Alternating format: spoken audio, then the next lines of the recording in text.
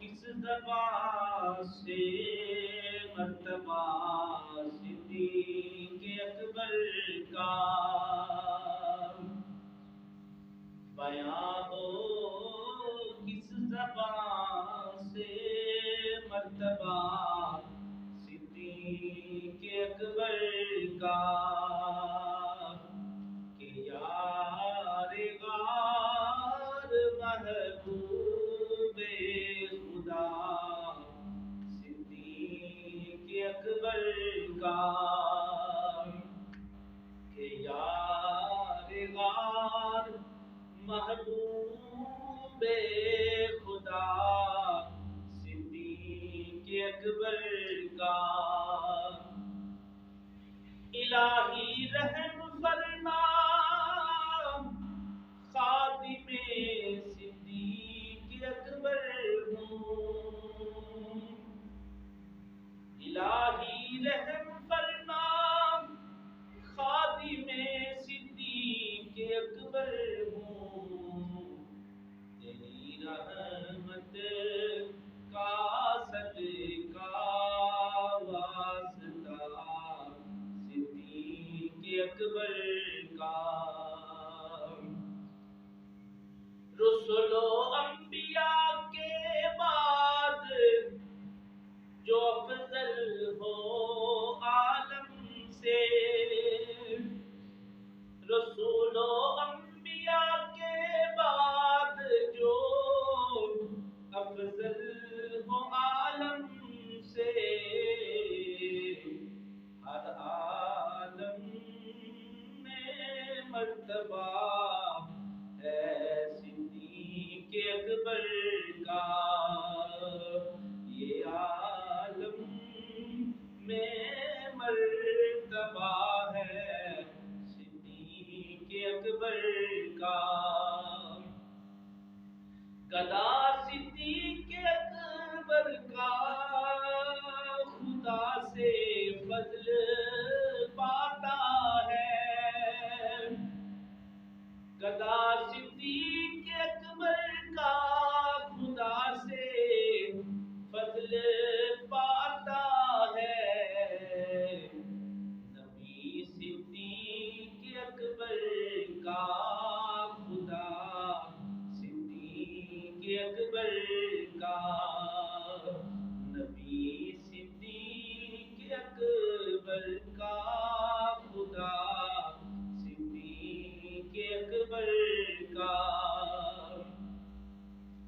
لٹایا راہ حق میں گھر کئی بار صدیق اکبر نے، لٹایا راہ حق میں گھر صدیق اکبر نے کئی بار، یہ لٹ لٹ کے حسن گھر بن گیا صدیق اکبر کا شاہ حسن رضا حافظ بریلوی رحمۃ اللہ علیہ اپنے کلام کے آخر میں یہ بیان فرما رہے ہیں، لٹایا راہ حق میں گھر کئی بار صدیق اکبر میں، لٹ لٹ کر گھر حسن بن گیا صدیق اکبر کا بیان ہو، کس زبان سے مرتبہ صدیق اکبر کا کہ یار غار محبوب خدا صدیق اکبر کا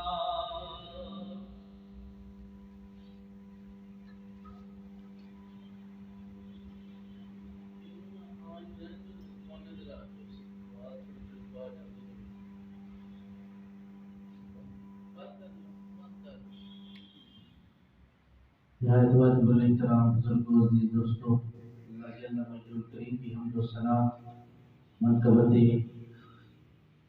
جناب خلیفہ اول سیدنا ابوبکر صدیق رضی اللہ تعالیٰ عنہ آپ کی گوش گزار ہیں۔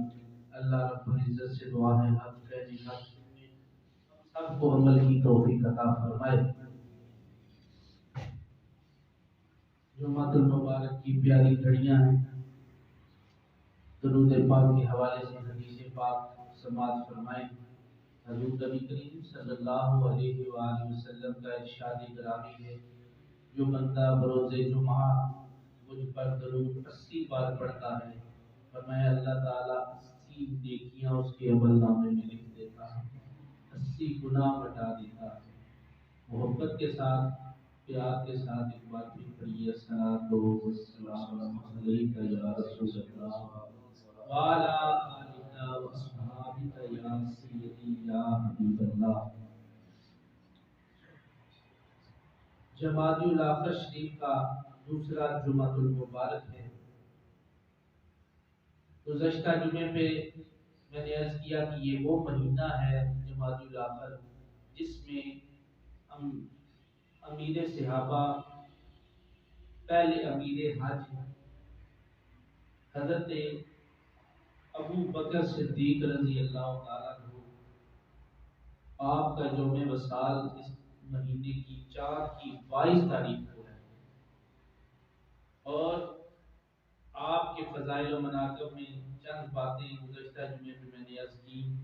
آپ کے ایمان لانے کا واقعہ مختصر میں نے عرض کیا کہ آپ کن حالات میں سب سے پہلے سبقت لے جانے والے، ایمان لانے والے پہلے صحابی رسول بنے، آزاد مردوں میں سب سے پہلے ایمان لائے کون؟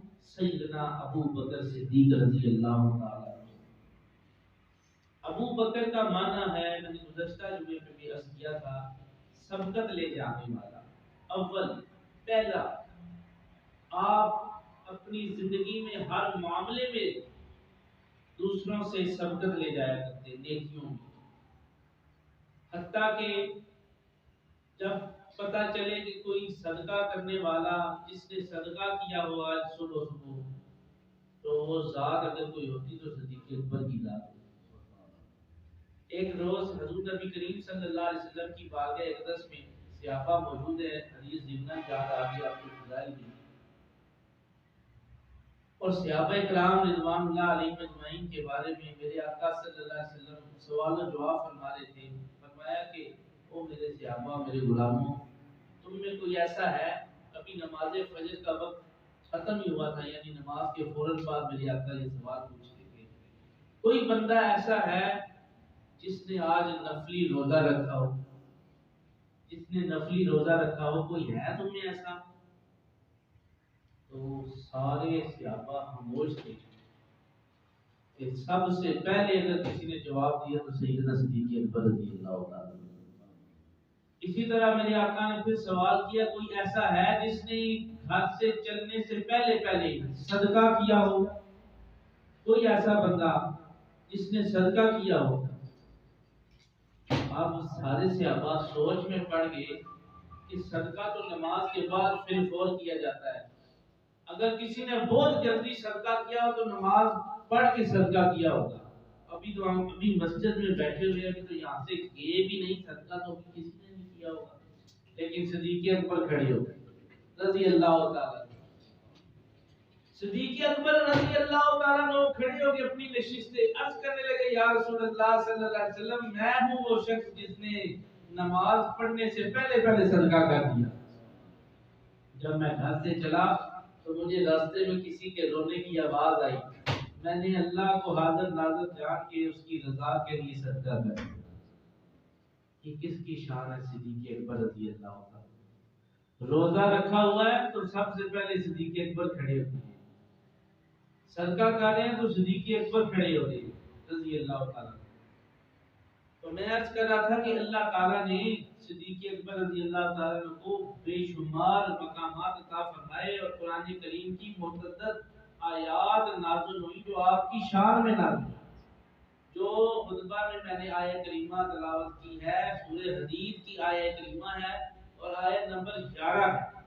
اللہ ارشاد فرماتے ہیں، قرآن سنیں، من ذا الذی یقرض اللہ قرضا حسنا، فرمایا کون ہے ایسا جو اللہ کو قرض حسنا دیتا ہے؟ کون ایسا؟ اللہ سوال پوچھ رہا ہے کہ اے ایمان والو تم میں کون ایسا ہے جو اللہ کو قرض حسنہ ہے؟ حالانکہ اللہ کو قرض کی ضرورت نہیں ہے، وہ تو لوگوں کو عطا کرنے والا ہے، لیکن ادھر بات کچھ اور ہے، سمجھنے سے تعلق رکھتی ہے۔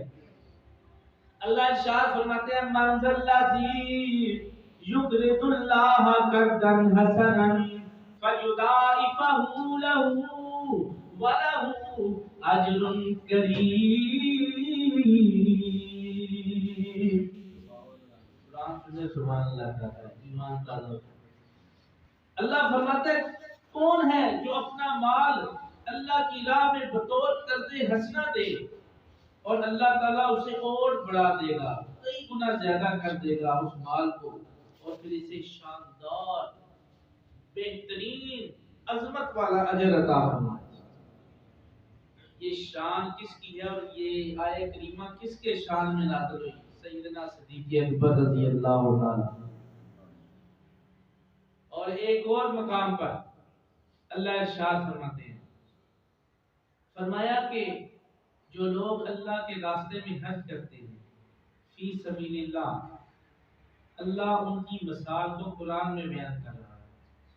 مثل الذین ينفقون اموالهم فی سبیل اللہ کمثل حبۃ انبتت سبع سنابل فی کل سنبلۃ مئۃ حبۃ واللہ یضاعف لمن یشاء واللہ واسع علیم۔ فرمایا کہ مثال ان لوگوں کی جو اللہ کے راستے میں حج کرتے ہیں ایسی ہے کہ ایک دانہ زمین میں بویا جائے، اس دانے کے اندر جب وہ پودا پیدا ہوتا ہے، وہ بیج پھٹ جاتا ہے، پودا بنتا ہے، فرمایا اس کے ساتھ 7 سٹے لگتے ہیں، ہر سٹے میں 7 دانے بالیاں ہوتی ہیں۔ فرمایا میری راہ میں حج کرنے والوں کی مثال اسی طرح ہوتی ہے اور میں ان کو بے حساب رزق عطا کرتا ہوں۔ اور ایک مقام پہ فرمایا الذین ينفقون اموالهم باللیل والنہار سرا وعلانیۃ فلهم اجرهم عند ربهم ولا خوف علیہم ولا هم یحزنون۔ یہ قرآن کہہ رہا ہے کہ اللہ کے وہ بندے جو کبھی رات کو حج کرتے ہیں، باللیل کا لفظ آیا، والنہار، اور کبھی دن کو حج کرتے ہیں، کبھی رات کو حج کرتے ہیں، کبھی دن کو حج کرتے ہیں، کبھی ظاہر حج کرتے ہیں، کبھی خفیہ حج کرتے ہیں، باطن حج کرتے ہیں۔ اس آیت کریمہ کا شان نزول یہ ہے کہ سیدنا صدیق اکبر رضی اللہ تعالیٰ عنہ کے پاس 40 دینار تھے، 40 سونے کے سکے تھے۔ آپ نے 10 رات کو حج کر دیا، اللہ کی راہ میں خیرات کر دی، 10 دن کو ظاہر حج کیے تاکہ لوگوں کو ترغیب ہو جائے کہ اللہ کی راہ میں حج کیا جائے، 10 خفیہ حج کر دی، باطنی طور پہ حج کر دیے۔ اللہ تعالیٰ کو یہ ادا اتنی پسند آئی کہ رب نے قرآن بتا محبوب آپ کی امت میں، آپ کے غلاموں میں، آپ کے صحابہ میں ایسے ایسے لوگ بھی موجود ہیں جو کبھی رات کو حج کرتے ہیں، کبھی دن حج کرتے ہیں، کبھی ظاہر حج کرتے ہیں، کبھی خفیہ حج کرتے ہیں۔ ان کی مثال میں قرآن میں بیان کر رہا ہوں، اور ان کی شان یہ ہے لا خوف علیہم ولا هم یحزنون، وہ دنیا میں کسی چیز کا خوف نہیں رکھتے، ان کو کسی کا غم ہی نہیں۔ یہ کس کی شان ہے؟ سیدنا صدیق اکبر۔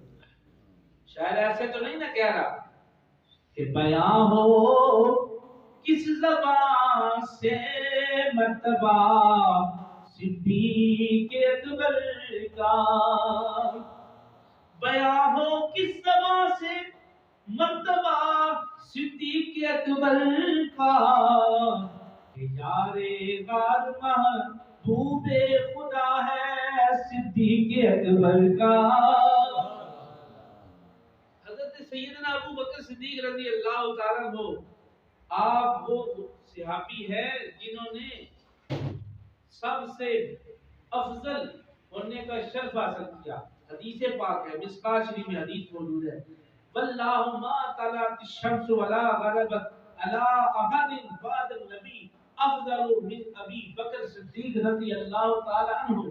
حدیث پاک ہے، سبحان اللہ کے سبحان اللہ۔ نبی پاک کا فرمان سنیں یا رب کا قرآن سنیں، ایمان والوں پر واجب ہو جاتا ہے کہ وہ اللہ کی حمد بیان کرے۔ اور حمد کیسے بیان کی جاتی ہے؟ اس کی حمد سبحان اللہ کے بعد، سبحان اللہ میں کسی کا کوئی اختلاف نہیں، سبحان اللہ کا مطلب ہے اللہ بڑا پاک ہے.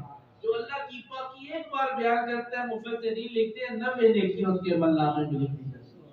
تو نیکیاں کمانے کے لیے میں آپ کو کہہ رہا ہوں، ورنہ میرا کوئی ذوق و شوق نہیں ہے کہ میں آپ سے بار بار کہوں کہ سبحان اللہ کے. نہیں نہیں، یہ آپ کے عمل نامے میں نیکیاں بڑھ جائیں اس لیے کہتا ہوں سبحان اللہ. حدیث پاک پھر سنیے اور پھر سبحان اللہ کی. میرے آقا صلی اللہ علیہ وسلم نے ارشاد فرمایا واللہ ما طلعت الشمس ولا غربت على احد بعد النبي افضل من ابي بکر صدیق رضی اللہ تعالی عنہ. فرمایا کہ اللہ کی قسم، اللہ کی قسم، واللہ، میرے آقا صلی اللہ علیہ وسلم کا فرمان کو سنیں. فرمایا اللہ کی قسم ہے کہ سورج طلوع ہوا نہ غروب ہوا، اگر نبیوں کے بعد کوئی افضل ہستی ہے اس کائنات میں تو صدیق اکبر کی بات ہے. سبحان اللہ. ابو بکر صدیق رضی اللہ تعالی عنہ. حضرت ابو بکر صدیق رضی اللہ تعالی عنہ، آپ سے پوچھا کہ زندگی کی سب سے بڑی خواہش کیا ہے؟ آپ نے فرمایا میرے سے پوچھنے والوں میں 3 خواہشیں، زندگی کی 3 بڑی خواہشیں، اس کے علاوہ چوتھی خواہش کا تصور ہی نہیں. صدیق اکبر نے عرض کی حضور کون سی 3 خواہشیں ہیں؟ فرمایا پہلی خواہش یہ ہے کہ میرا مال ہو اور اللہ کی راہ میں خرچ ہو. سبحان اللہ. اللہ اکبر. قرآن کہتا ہے من ذا الذی یقرض اللہ قرضا حسنا فیضاعفہ لہ ولہ اجر کریم. کون ایسا ہے جو اللہ کے راستے میں قرض حسنہ دے رہا ہے اور اللہ اس کے قرض کو اور بڑھا رہا ہے کئی گنا، اور اللہ اس کو کتنا اجر دے گا، شاندار اجر عطا فرمائے. فرمایا کہ میری خواہش ہے کہ میں اللہ کی راہ میں اپنا مال خرچ کروں. اور دوسری تمنا کیا ہے؟ فرمایا میری بیٹی ہے رسول کریم کے نکاح میں آ جائے، حضور کے نکاح میں آ جائے. اور تیسری خواہش کیا ہے؟ فرمایا سب سے بڑی اور آخری تمنا یہ ہے النظر الی وجہ رسول اللہ. صدیق کی آنکھوں، کملی والے کا چہرہ ہو، قیامت آ جائے صدیق دیکھتا ہی رہ جائے.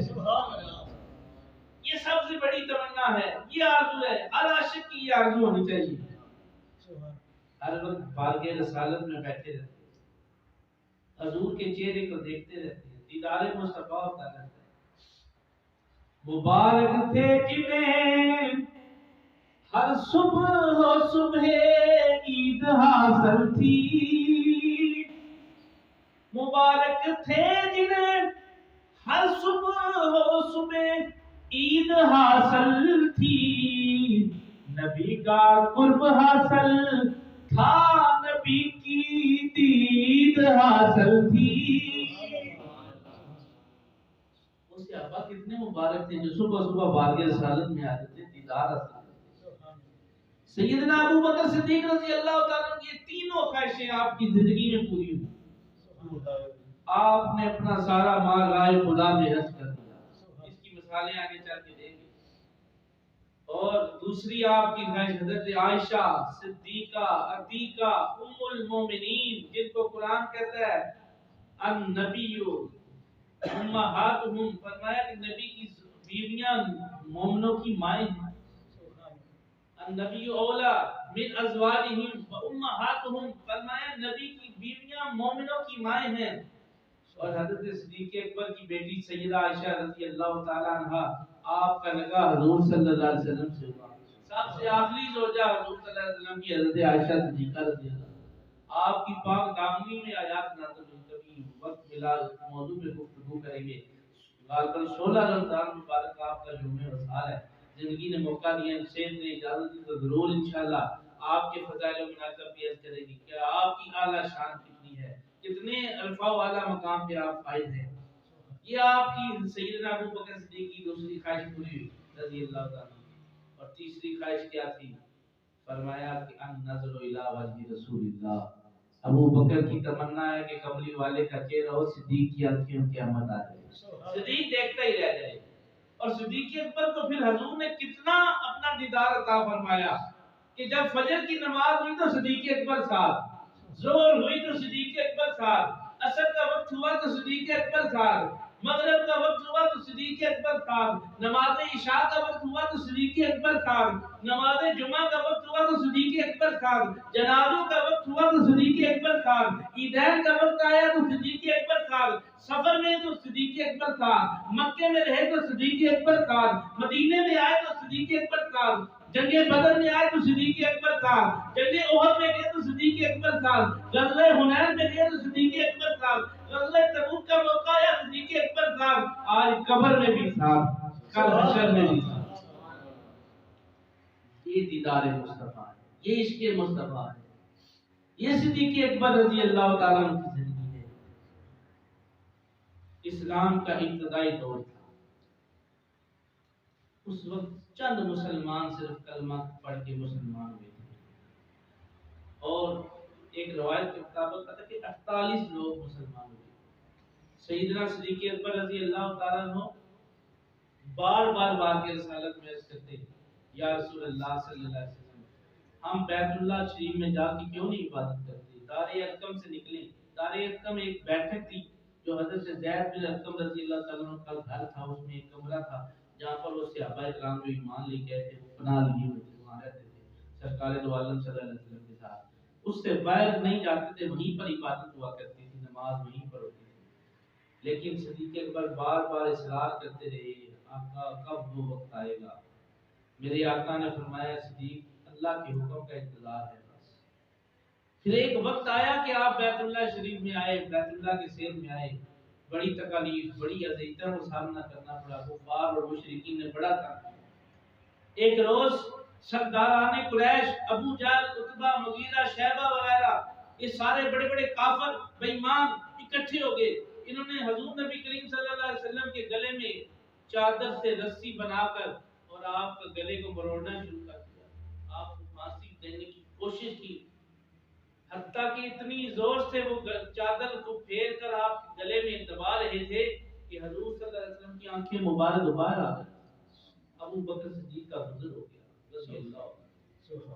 جب یہ دیکھا تو آپ نے حضور صلی اللہ علیہ وسلم کو چھڑوایا ان کافروں سے، اور چھڑوا کے فرمایا تقتلون رجلا ان یقول ربی اللہ، کیا تم ایسی ذات کو ختم کر دینا چاہتے ہو جو صرف یہ کہتا ہے کہ میرا رب اللہ ہے، جو کہتا ہے کہ میرا ود عاشق نو جنت تو در یار دا اترے یار تو جہاں وار دا، جیڑا منگتا نہیں سونے دے دربار دا انہیں لینا کی جنتی گلزار چون۔ فرمایا صدیق اکبر سے پوچھتے ہو کہ کھا لو پی لو، میری ذات پر اتنی دیر تک کھانا پینا حرام ہے جتنی دیر تک چہرے رسول نہیں دیکھ لیتا، دیدار مصطفیٰ نہیں کر لیتا۔ میں حضور کو صحیح سلامت جب تک دیکھ نہیں لوں گا اتنی دیر تک کھاؤں گا نہیں، پیوں گا نہیں۔ حضرت ابو بکر صدیق رضی اللہ تعالیٰ عنہ کو گھر والوں نے کہا کہ حضور کی حیثیت دریافت کی، آپ بالکل ٹھیک ہیں، آپ خیر و عافیت کے ساتھ ہیں، لیکن بار بار آپ اصرار کر رہے تھے کہ ابو بکر پر کھانا پینا حرام ہے جتنی دیر تک دیدار رسول اللہ کا۔ سارے رضا سے گزارش ہے پہلے صفوں کو پورا کر لیا کریں تاکہ بعد میں آنے والوں کو آسانی ہو جائے، پہلی صف مکمل کریں، پھر دوسری مکمل کریں، پھر تیسری، تھوڑا آگے تشریف ہے برائے مہربانی۔ تو میں عرض کر رہا تھا کہ ابو بکر صدیق رضی اللہ تعالیٰ عنہ کو کافروں نے اتنا مارا کہ آپ لہو لہان زخمی ہو گئے، لیکن اس حالت میں بھی رسول کریم کی خیریت دریافت کر رہے ہیں۔ حضرت عمر کی بہن ام جمیل رضی اللہ تعالیٰ عنہ آپ کی خیریت دریافت کر رہے ہیں، اور آپ اپنی بہن کو لے کر دونوں کے آسرے سے ان کے کندھوں کا سہارا لے کر حضور کی بارگاہ میں پہنچے۔ چہرے مصطفیٰ دیکھا تو صدیق اکبر کی کیفیت یہ کہہ رہی تھی، اے صورت شالا پیش نظر رہے وقت ندات روز حشر، وچ قبر تے پھول تھی جد ہوسی گزر، سن کھوٹیاں تھی سب تل کھڑیاں۔ فرمایا کہ حضور نبی کریم صلی اللہ علیہ وسلم کا چہرہ مبارک دیکھا تو عرض کی آقا کہ آپ کا چہرہ دیکھنے کی دیر ہے، صدیق کے اندر زندگی کے آثار دوبارہ نمودار ہو گئے، سبحان اللہ، موت لوٹ کر چلی گئی، زندگی واپس آ گئی۔ کہ کس کا ایمان ہے؟ حضرت ابو بکر صدیق رضی اللہ تعالی عنہ کافی دفعہ اسلام کی خاطر قربانیاں پیش کی، اپنا مال اللہ کی راہ میں حج کیا، کس طریقے کے ساتھ حج کیا؟ ایک مثال عرض کرتا ہوں۔ سیدنا ابو بکر صدیق رضی اللہ تعالیٰ عنہ، آپ اپنی زندگی میں 7 غلاموں کو خرید کر اسلام کے لیے وقف کر دیا، آزاد کر دیا، سبحان اللہ، جن میں عامر بن فہیرہ رضی اللہ تعالیٰ عنہ اور حضرت عمر رضی اللہ تعالیٰ کی لونڈی زنیرہ، اس کا نام سر فہرست ہے، اور ایک روایت کے مطابق مشہور جو صحابی ہیں جن کو خرید کر آپ نے اسلام کے لیے آزاد کیا، حضرت بلال حبشی رضی اللہ تعالیٰ، سبحان اللہ۔ حضرت بلال وہ ہستی ہیں جو مار کھا رہے ہیں، اور مار کھاتے کھاتے رب کا نام جپ رہے ہیں، اللہ اللہ اللہ اللہ کہہ رہے ہیں، آہد آہد کی صدا بلند ہو رہی ہے۔ امیہ بن خلف جس کے آپ زر خرید غلام تھے، حضرت بلال کو مار رہا ہے، گرم ریت پر لٹا کر پتھر اوپر رکھ کے، اور آپ کو سزائیں دے رہا ہے، اور کہتا ہے کہ لات و عزا کی قسم میں تجھے نہیں چھوڑوں گا، تو اپنا ایمان تبدیل کر لے، کلمہ پڑھنا چھوڑ دے۔ تو آپ نے جواب دیا، کروں تیرے نام پہ جان فدا، نہ بس ایک جان تو جہاں فدا، 2 جہاں سے نہیں ہے جی بھرا، کروں کیا کروڑوں جہاں نہیں۔ فرمایا بلال سے پوچھتے ہو، یہ بلال کی ایک زندگی ہے، کبھی لاکھ زندگیاں مصطفیٰ کے نام پہ قربان کر، سبحان اللہ، حضور کے نام پہ قربان کر دوں گا۔ بلال حبشی رضی اللہ تعالیٰ عنہ جب یہ بات امیہ بن خلف سنتا اور مارتا اور سزا دیتا، حتیٰ کہ بعض اوقات آپ کے گلے میں رسی ڈال کر اور بعض نوجوانوں کو ڈیوٹی لگاتا، ان کو پیسے دیتا، کہتا جاؤ بلال کو صبح سے لے کر شام تک گھماتے رہو مدینے مکے کی گلیوں میں، سارا دن گھماؤ، حتیٰ کہ وہ نشان پڑ جاتا رسی کی وجہ سے، اور وہاں سے بعض اوقات خون بھی نکل آتا، لیکن بلال حبشی کہتے کہ یہ ایک جان ہے، کبھی لاکھ جانیں مصطفیٰ کے قدموں پہ قربان، سبحان اللہ۔ امیہ ایک دن کہنے لگا، بلال تو اتنی مار کھاتا ہے، تو کلمہ پڑھنا چھوڑتا کیوں نہیں، اس کی کیا وجہ ہے؟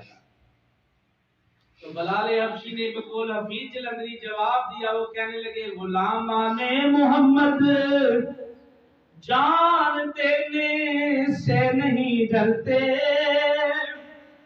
غلامان محمد جان دینے سے نہیں ڈرتے، یہ سر کٹ جائے یا رہ جائے پرواہ نہیں کرتے۔ فرمایا نبی کے غلاموں کو للکار رہا ہے، یہ ایک جان ہے، کبھی کروڑوں جانیں ہوں بلال رسول کریم کے قدموں پہ قربان کر دے گا۔ بلال حبشی رضی اللہ تعالیٰ عنہ کا استقلال اور جذبہ اتنا اعلیٰ تھا کہ اللہ نے قرآن نازل کر دیا۔ آؤ قرآن سنو، اللہ فرماتے ہیں، قالوا ربنا اللہ ثم استقاموا تتنزل علیہم الملائکہ الا تخافوا ولا تحزنوا وابشروا بالجنة التي كنتم توعدون۔ سبحان اللہ۔ قرآن سننے اور اپنی سبحان اللہ دیکھ لیں۔ اگر قرآن سنیں تو سبحان اللہ کا ایمان میں اضافہ ہوتا ہے، یہ رب تعالیٰ کا قرآن کہتا ہے۔ رب کہتا ہے جب میرے بندوں پر آیات قرآنی تلاوت کی جاتی ہیں ان کے ایمان میں اضافہ ہو جاتا ہے، سبحان اللہ۔ یہ میں نہیں اپنی طرف سے، کوئی دنیا کا مفتی مفکر کوئی محدث نہیں کہہ رہا، کوئی حافظ کوئی دوسرا نہیں کہہ رہا، قرآن کہتا ہے۔ آؤ قرآن سے پوچھ لو کہ سبحان اللہ کہنا چاہیے کہ نہیں کہنا چاہیے۔ اللہ فرماتا ہے وَإِذَا تُلِيَتْ عَلَيْهِمْ آیاتہ زادتہم ایمانا۔ سبحان اللہ۔ جب ایمان والوں پر قرآن کی آیتیں تلاوت کی جائیں ان کے ایمان میں اضافہ ہو جاتا ہے۔ تو قرآن سنا کرے، سبحان اللہ کہا کرے۔ تو میں عرض کر رہا تھا، حضور نبی کریم صلی اللہ علیہ وسلم نے فرمایا کہ قرآن کی آیت نازل ہوئی تو حضرت بلال حبشی کی شان میں نازل ہوئی کہ اللہ کے وہ بندے جو کہتے ہیں میرا رب اللہ ہے اور اس بات پر ڈٹ جاتے ہیں، پھر اللہ فرماتا ہے تتنزل علیہم الملائکہ، میرے رحمت کے فرشتوں کا نزول ان پر ہو جاتا ہے۔ اللہ تخافوا ولا تحزنوا، خبردار ان کو نہ کوئی دنیا کا خوف ہوتا ہے اور نہ غم ہوتا ہے. پھر کیا ہوتا ہے؟ وابشروا بالجنۃ التي کنتم توعدون، اللہ اس دنیا میں انہیں جنت کی بشارتیں عطا فرما دیتا ہے. سبحان اللہ. حضرت صدیق اکبر رضی اللہ تعالیٰ عنہ کا گزر ہو گیا. عرض کرنے لگے بلال اتنی مار کیوں کھاتے ہو؟ بلال حبشی نے فرمایا اے صدیق تیری بڑی شان ہے، تو صداقت کا امام ہے، تو عدالت کا امام ہے، تو سخاوت کا امام ہے، تو نبی پاک کا صحابی ہے، تو غلام رسول ہے. پر میں تجھے بتاؤں میں مار کیوں کھاتا ہوں؟ اس لیے کھاتا ہوں کہ جب تو بازار جا کے دیکھ ایک بندہ برتن لگائے بیٹھا ہوا ہے، مٹی کے برتن سجائے بیٹھا ہوا ہے، اور گاہک اس کے پاس جا کر پیالہ اٹھا کر ٹھوکر لگا کے دیکھتا ہے کہ یہ پیالہ کچا ہے یا پکا ہے. مثال دی بلال حبشی نے، فرمایا گاہک پیالے کو ٹھوکر لگاتا ہے کہ پیالہ ایک کچا ہے یا پکا ہے. مجھے رسول کریم ٹھوکر لگا کے دیکھنے بلال میرے عشق میں کچا ہے یا پکا ہے. سبحان اللہ.